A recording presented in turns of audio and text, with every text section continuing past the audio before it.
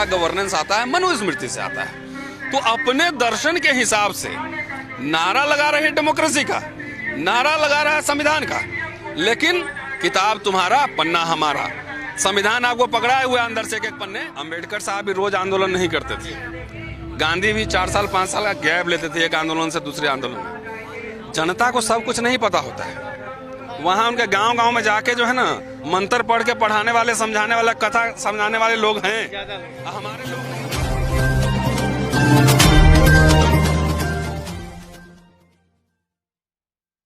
जय भीम, मैं हूं अशोक दास। देश अभी एक अजीब हालात से गुजर रहा है। अलग अलग तरह के मुद्दे हैं।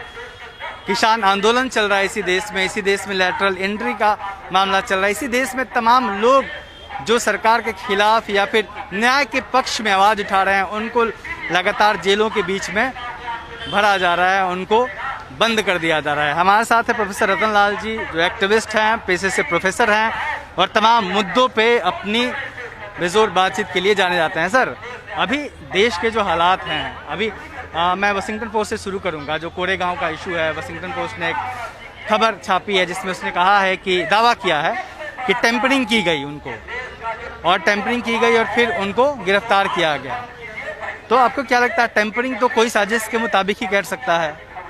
जो नए लोग हैं जो सरकार के खिलाफ बोल रहे हैं या फिर न्याय के पक्ष में आवाज़ उठा रहे हैं, उन लोगों को सरकार जेल में बंद कर रही है। लैटरल एंट्री का मामला आ गया है। तो अभी किस हालात से गुजर रहा है? देखिए, ये कोई हालात मुझे कोई अचरज नहीं हो रहा है, क्योंकि अगर आप पुराने हमारे देखेंगे, इंटरव्यूज वगैरह देखेंगे, तो मैं बार बार ये बात कह रहा था कि हर पॉलिटिकल पार्टी का एक दर्शन होता है, एक फिलॉसफी होता है।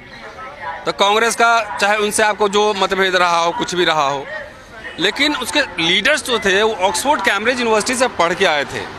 अंबेडकर भी लंदन कोलंबिया से पढ़ के आए थे। उनके अंदर गहरे मतभेद थे, फिर भी अंबेडकर को उन्होंने कैबिनेट मिनिस्टर बनाया और लॉ मिनिस्ट्री भी थी, और सरकार में रहते हुए सरकार की आलोचना भी करते रहे। तो मेरे कहने का मतलब है कि उनका जो पूरा जो फिलॉसफी था वो ब्रिटिश लिबरलिज्म से, लिबरल डेमोक्रेसी, ग्लोरियस रेवोल्यूशन से आ रहा था। तो वहाँ चूंकि पढ़े लिखे थे तो उसका इम्पैक्ट आपको दिखेगा, उस पर वो दिखेगा। ऑल्दो कि ब्रिटिश जो सरकार, जो समाज है और भारत का अलग है, लेकिन उसका इम्पैक्ट दिखेगा। सब लोग मॉडर्न इंस्टीट्यूशन बना रहे थे, डेमोक्रेसी की बात कर रहे थे। लेकिन बीजेपी के साथ क्या है? बीजेपी का नेता लोग जो है कहाँ पढ़ा है? ये सब पढ़ा है सरस्वती शिशु मंदिर में, जहाँ पे नफरत, हेटरेड, हिंदू मुसलमान, दलितों को दबाओ, यही सब सिखलाया जाता है। तो इनका गवर्नेंस आता है बंच ऑफ थॉट से, इनका गवर्नेंस आता है मनुस्मृति से आता है। तो अपने दर्शन के हिसाब से नारा लगा रहे डेमोक्रेसी का, नारा लगा रहा है संविधान का, लेकिन किताब तुम्हारा पन्ना हमारा, संविधान आपको पकड़ाए हुए अंदर से एक पन्ने फाड़ रहा है। तो ये संविधान को नहीं मानने वाली सरकार है, लोकशाही को नहीं मानने वाली सरकार है। अगर अम्बेडकर नामा आप देखते होंगे तो मैंने कई वीडियोस बनाए हैं जिसमें डॉक्टर अम्बेडकर ने कहा कि इसी डेमोक्रेसी में एक संपूर्ण बहुमत से आके सरकार तानाशाही का अख्तियार कर सकती है।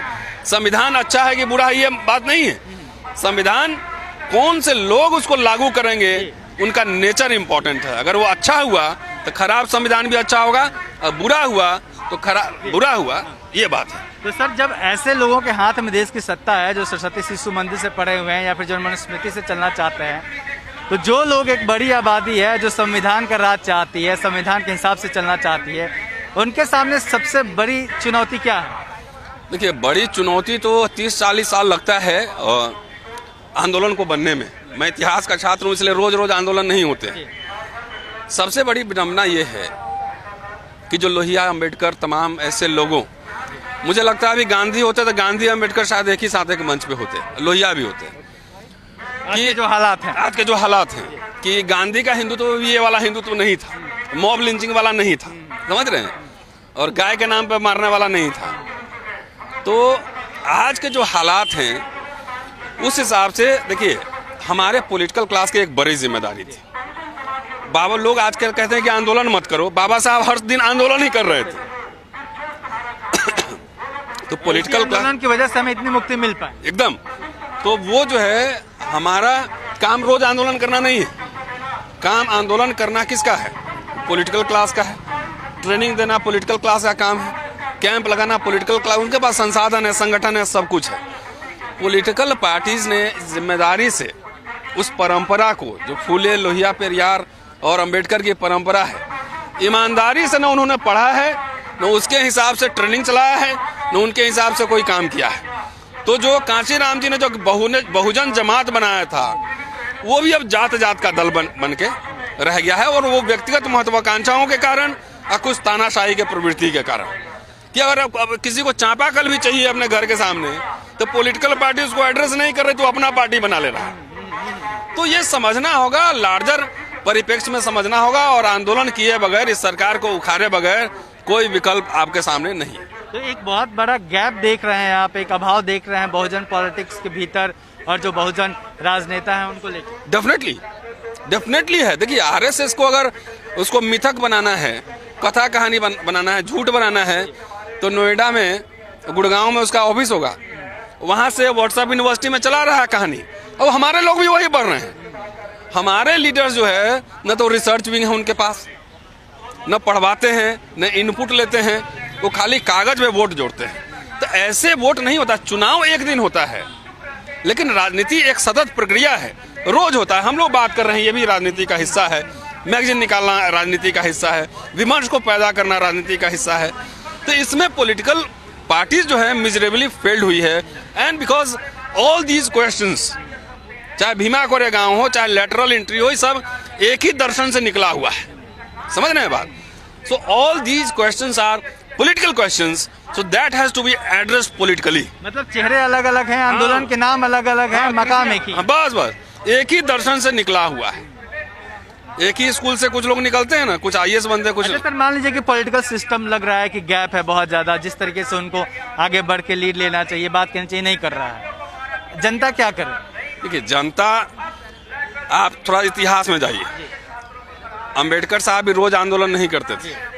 गांधी भी 4 साल 5 साल का गैप लेते थे एक आंदोलन से दूसरे आंदोलन में। जनता को सब कुछ नहीं पता होता है।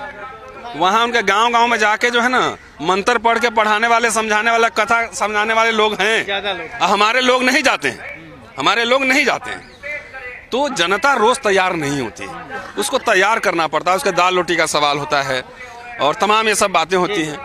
तो ये जनता को ही लड़ना पड़ेगा, उसको तैयार। परिवर्तन अपने आप नहीं होगा, परिवर्तन लाना पड़ेगा, और इसके लिए ह्यूमन एजेंसीज को उसमें काम करना होगा। ऑटोमेटिक नहीं होता है। देखिए, 2 बार, एक में तो हम ही लोग एक्टिव थे पूरा। 2 बार ये सरकार सिर्फ झुकी है, वो है SC/ST एक्ट पर और रोस्टर के सवाल पे, क्योंकि लोगों को ये कन्विंस हो गया कि इस इशू से हमको इफेक्ट होने वाला है। तो ये देखिए, मैं अगर बोल रहा हूं, अशोक दास अगर मेरा इंटरव्यू कर रहे हैं, तो आपके चैनल में 10,000 लोग देखेंगे, 20,000 देखेंगे। लेकिन लीडर जब बोलता है ना, तो जनता एक्टिवेट होता है। तो जनता को एनर्जाइज करने के लिए लीडर्स का टाइम टू टाइम आंदोलन के मूड में उनको आना जरूरी होता है। इसलिए वो बोलेंगे तो करोड़ों लोग सुनेंगे, करोड़ों लोग सड़क पे आएंगे। मेरे बोलने से 50 लोग आएंगे, 10 लोग आएंगे। तो हम लोग कैसे सारा सिस्टम संभाल सकते हैं? यह है कि हम लोग बोल कर, लिख कर, जो एक विमर्श है उसको पैदा करने की कोशिश कर रहे हैं। नेता लोग चाहेगा तो हम लोग असिस्ट भी करेंगे उसमें, लेकिन चाहेगा तो, नहीं चाहेगा तो कोई भी समाज जो है स्टैटिक नहीं होता है। समाज में एक जिंदा तत्व होता है। समय के हिसाब से वो नेता अपना ढूंढ लेता है। अपना चैनल, आपका चैनल, समाज का चैनल, देश का चैनल NB News 24/7 को आप लाइक करें, सब्सक्राइब करें और ज्यादा से ज्यादा इसकी वीडियो को शेयर करें, ताकि हर खबर को मैं आप तक आसानी से पहुंचा सकूं।